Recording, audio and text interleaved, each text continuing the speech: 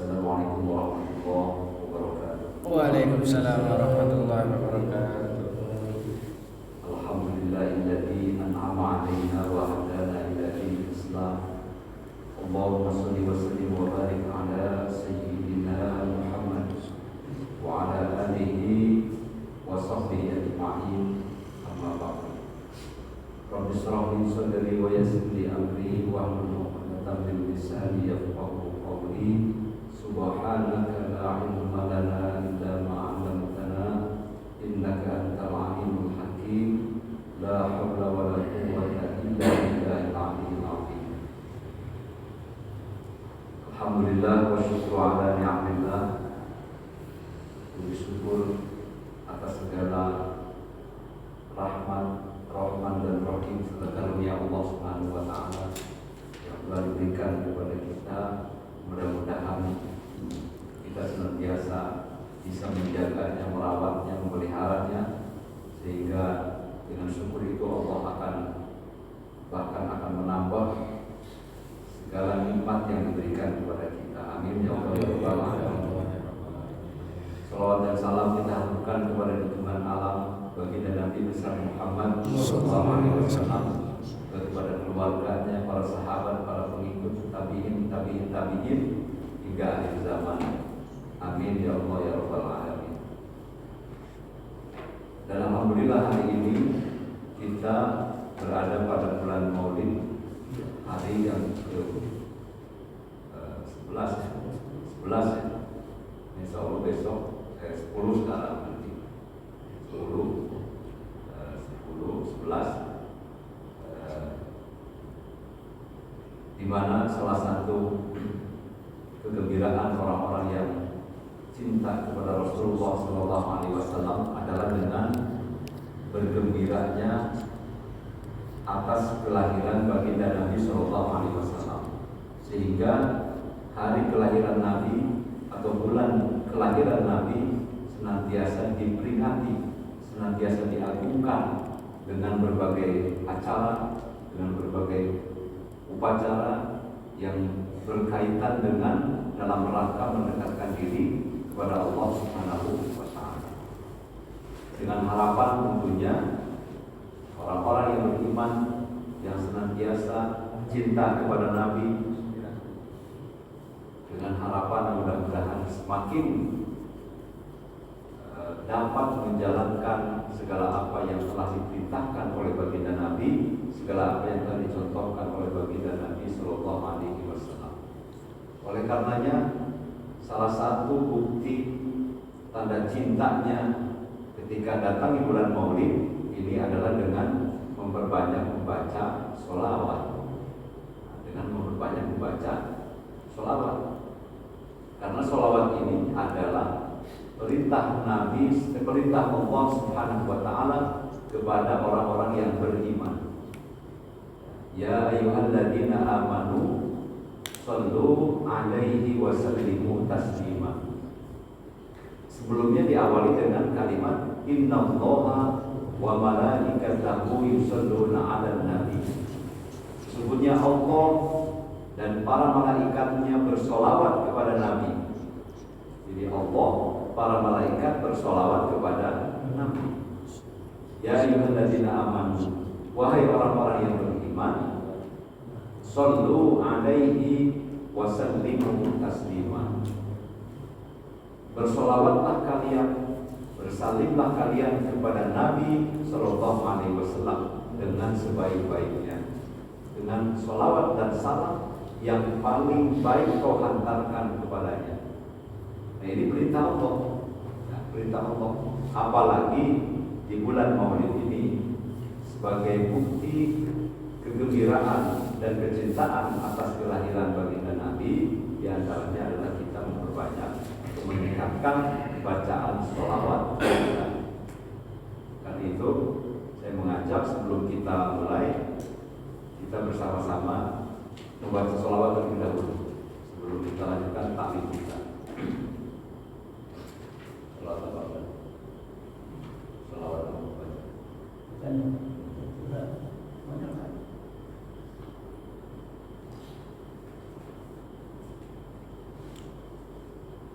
yusra.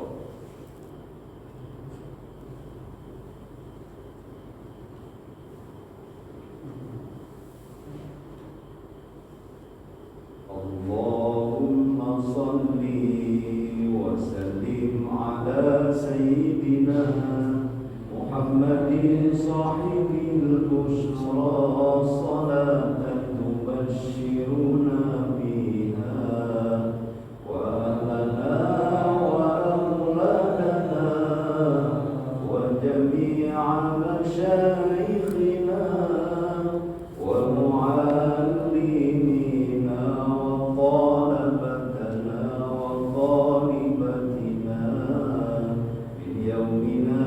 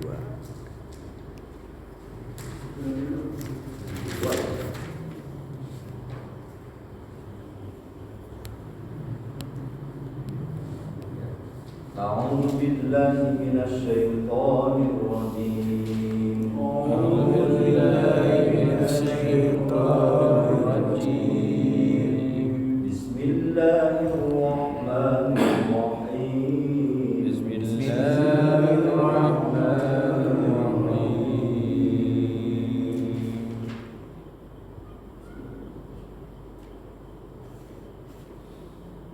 وأطيعوا الله وأطيعوا الرسول واحذروا وأطيعوا الله وأطيعوا الرسول واحذروا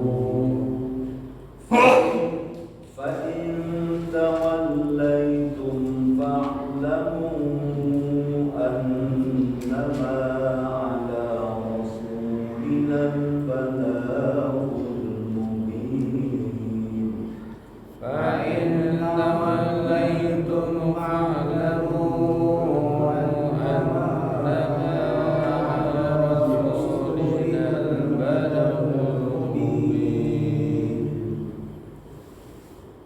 ليس على الذين آمنوا وعملوا الصالحات جناح فيما طعموا إذا ما اتقوا ليس على الذين آمنوا وعملوا الصالحات جناح فيما طعموا إذا ما اتقوا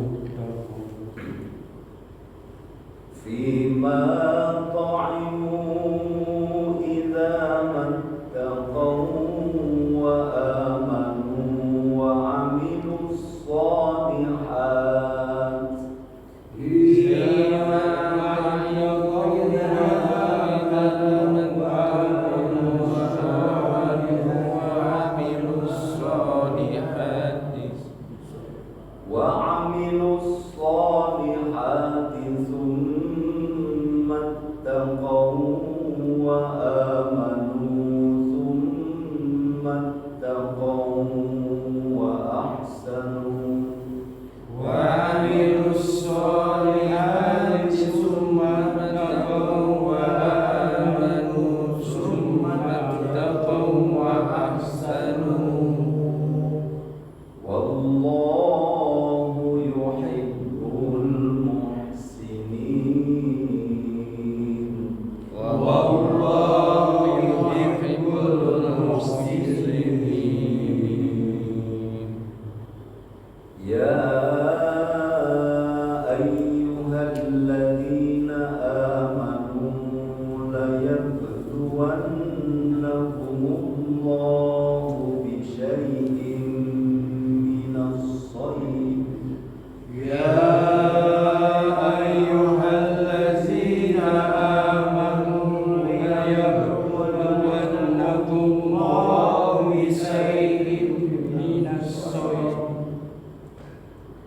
بشيء من الصيد تناله أيديكم ورماحكم بشيء من الصيد تناله أيديكم ورماحكم ليعلم الله من يخافه بالغيب ورماحكم ليعلم الله من يخافه بالغيب ورماحكم ليعلم الله من يخافه بالغيب فمن اعتدى بعد ذلك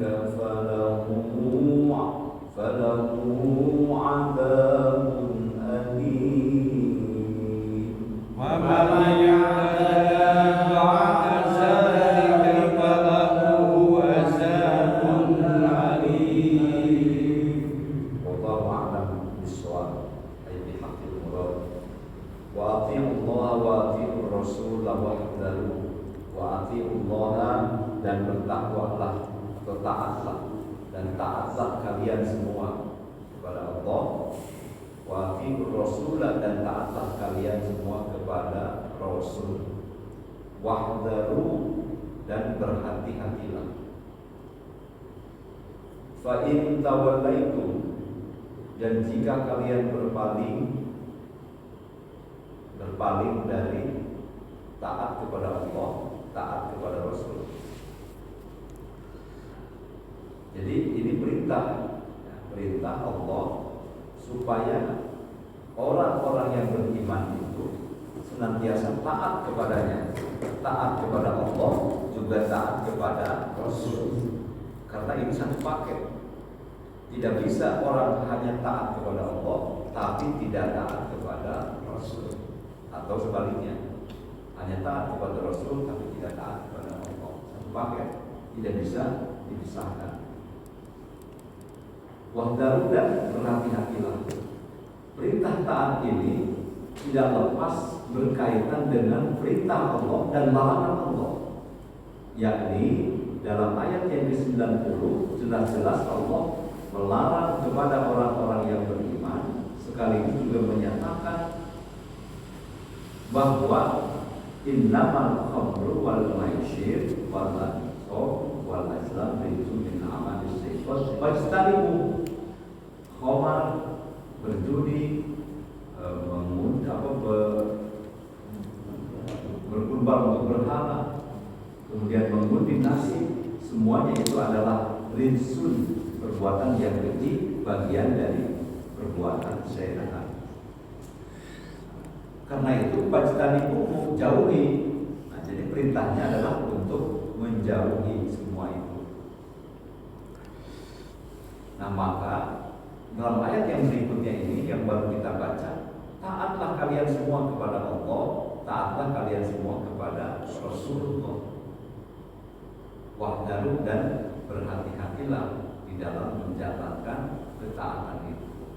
Karena apa? Karena tadi tipu daya setan itu begitu besar, tipu daya setan begitu kuat. Innama yuridu syaitan ayyuqi bainakumul adawah. Setan itu terus menggoda, merayu manusia, membisik-bisikkan manusia, dan dengan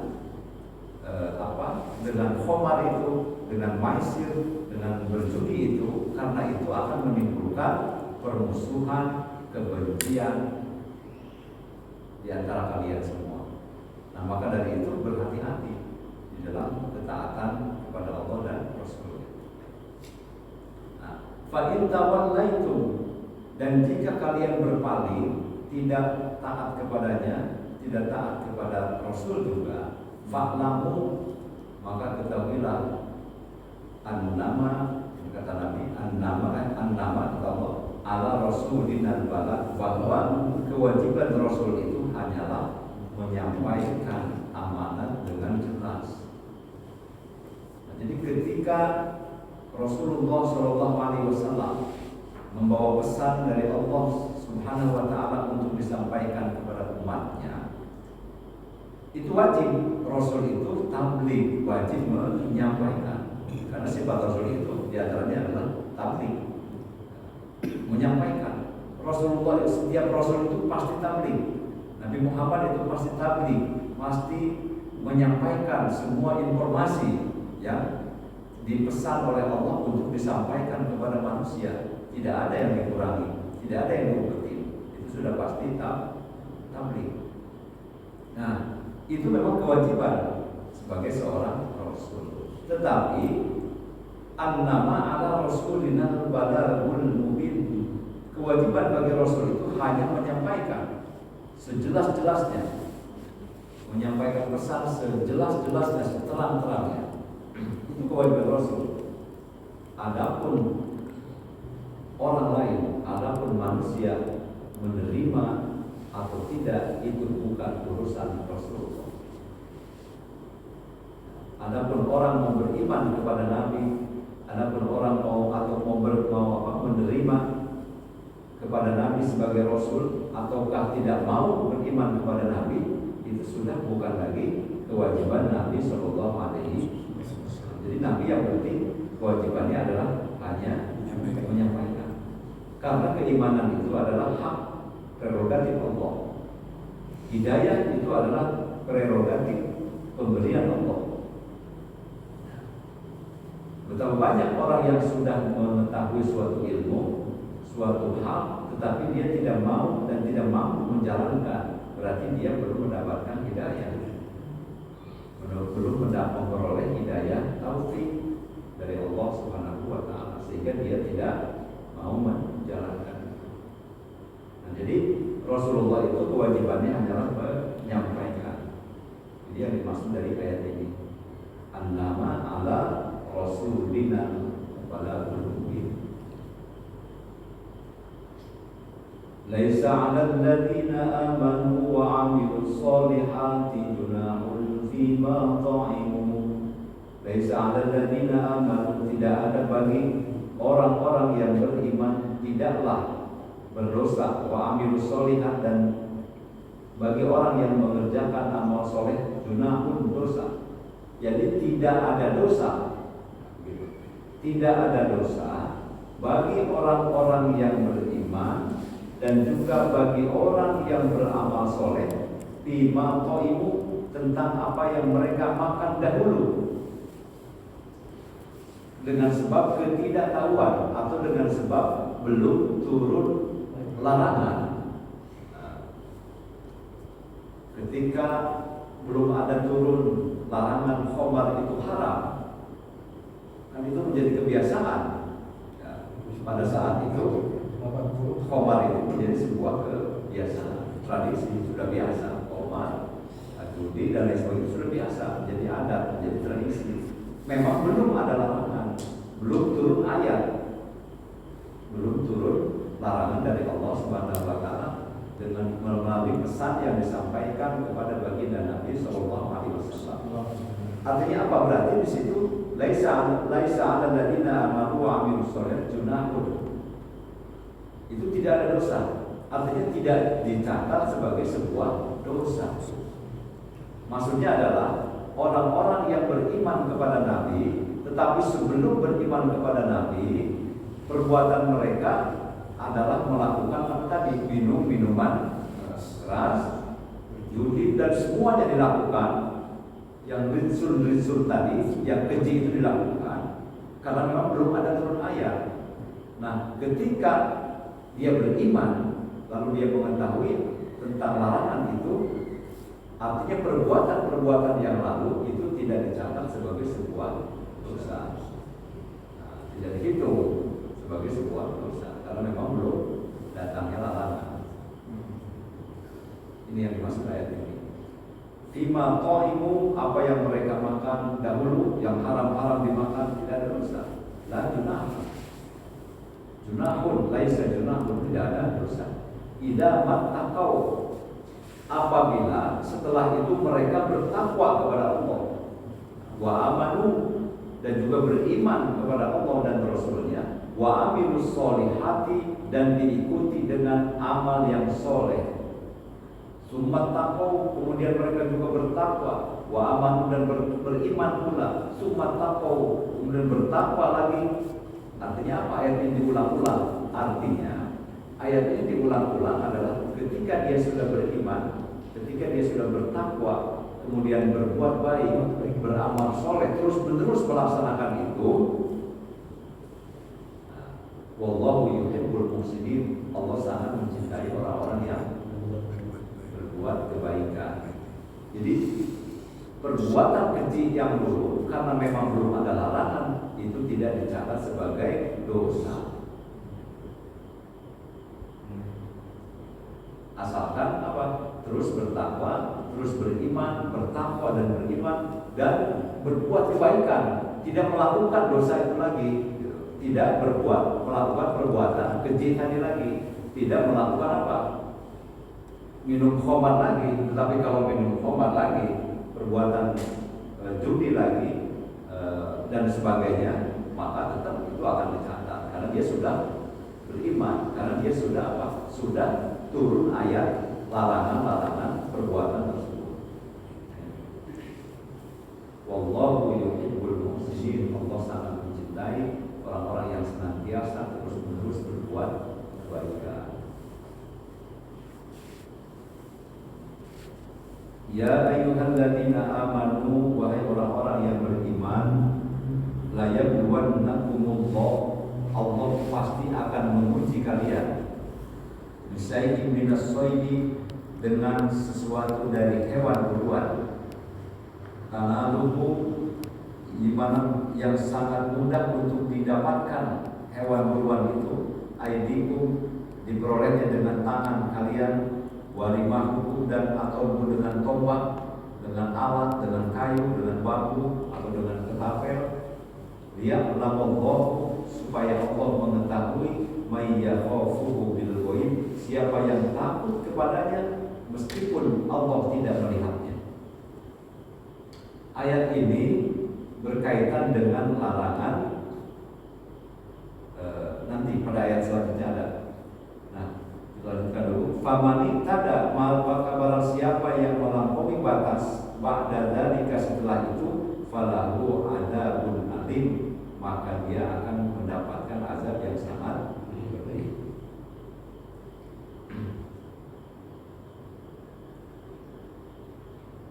Kita lanjutkan lagi satu ayat lagi. Ya ayyuhalladzina amanu, wahai orang-orang yang beriman, la taqtulus soida, janganlah kamu membunuh hewan buruan, wa antum hurum, ketika kalian dalam keadaan ihram. Ihram baik ibadah haji maupun ibadah umroh.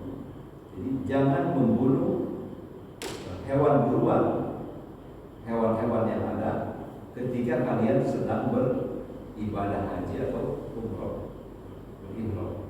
Faman qatalahu minkum muta'ammidan, barang siapa yang membunuh binatang itu dengan sengaja, fajazahu mislu ma qatala minan na'am, maka balasannya atau sebagai gantinya adalah dengan yang sepadan dengan binatang buruan yang dibunuhnya dari hewan minan na'ami, dari hewan ternak. Yahkumu bihi dawa adil, menurut putusan dua orang yang adil. Ada saksi di situ melihat, kemudian memutuskan untuk mengganti hewan yang sudah diburu tadi. Dawa adil minkum hadian, dua orang yang adil di antara kamu sebagai hadiu balighul Ka'bah, di mana sebagai ganti binatang buruan itu lalu dibawa ke Ka'bah, au kafaratut ta'am, kafaratun atau kafarat membayar tebusan, ta'amu masakin memberi makan orang-orang miskin, au adlu dzalik atau yang seimbang dengan makanan yang dikeluarkan itu, siaman yaitu berpuasa, dia duko agar dia merasakan wabala amrihi, akibat buruk dari yang dia perbuat. Afallah, maka Allah afallah wa amma salat, maka Allah akan mengampuni yang sudah dia lakukan. Wa man ada, dan barang siapa yang kembali mengerjakannya, fayantakimullahu minhu, maka niscaya Allah akan menyiksanya. Wallahu azizul dzuntiqam, Allah Maha Perkasa untuk memiliki kekuasaan untuk menyiksa hamba-hamba manusia-manusia yang berbuat dosa dan kesalahan. Pada dua ayat ini, yakni Allah melarang dan memuji, yang memuji layak duan nabiullah. Allah itu akan memuji hamba-hambanya dengan berbagai cara. Memuji ada yang sifatnya pedih, sakit, menderita. Ada yang berupa ujian itu berupa biasa-biasa saja, atau berupa larangan, atau berupa perbuatan jangan dilakukan. Jadi layak berwan nakum, atau layak berwan nakum Allah bisyai'in. Allah akan memuji orang-orang yang beriman dengan berbagai cara, entah ditinggalkan keluarganya, entah terkena musibah, berbagai kesulitan dan lain sebagainya, termasuk menguji dengan apa? Larangan bagi yang sedang ihram, ya, melakukan ibadah haji atau umroh, untuk memburu la taqtul soida, jangan tidak boleh membunuh hewan buruan.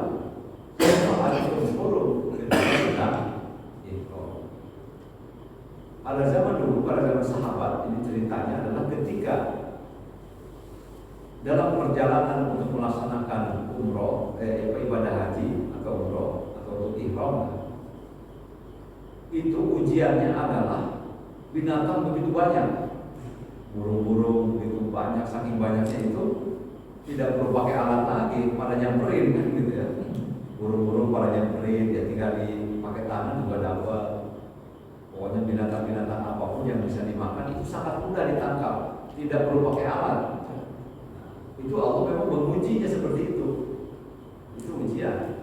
Ujian enak dong. Ketika di perjalanan yang jauh, di perjalanan mereka juga butuh makan, tapi satu sisi ini kok hewan-hewan ini begitu mudah didapat, tidak perlu pakai alat juga, pakai tangan sendiri. Seperti dalam ayat ini,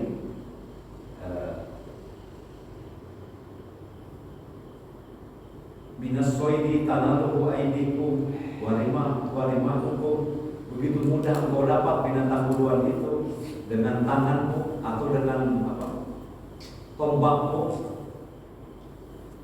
apalagi pakai bedil. Nah, begitu mudah didapat, tetapi itulah yang dilarang. Nah, ini ujian. Ujian itu apa? Artinya itu nggak boleh, karena tujuan kamu adalah fokus untuk beribadah. Sekalipun itu adalah karunia dari Allah, begitu mudah untuk mendapatkan makanan dari binatang itu, dari hewan-hewan itu, tapi tidak boleh. Nah, liya'lamallahu may yakhafu bil ghaib. Ini ujian dari Allah, bahwa agar Allah mengetahui siapa hamba-hambanya yang takut kepadanya bil ghaib, meskipun dia tidak melihatnya. Allah tidak melihat, tapi larangannya sudah ada. Maka siapa di antara hamba-hambanya yang berniat mau ibadah gitu, tetapi melenceng dari ibadahnya, padahal larangannya tidak boleh berburu, tidak boleh ya berburu menikmati itu, karena itu merupakan bagian dari ujian Allah. Jadi banyak sekali ya kalau dikategorikan ujian-ujian Allah itu diantaranya. Maka pada saat sekarang ini juga sama, ujian-ujian itu begitu banyak ketika orang melaksanakan ibadah haji dan umroh. Ujian dari Allah untuk melihat siapa di antara hamba-hambanya may yakhafuhu, yang takut kepadanya. Faman iktada ba'da dzalika, barang siapa yang sengaja melampaui batas setelah itu, falahu adzabun alim. Nah, la taqtulus sayda wa antum hurum.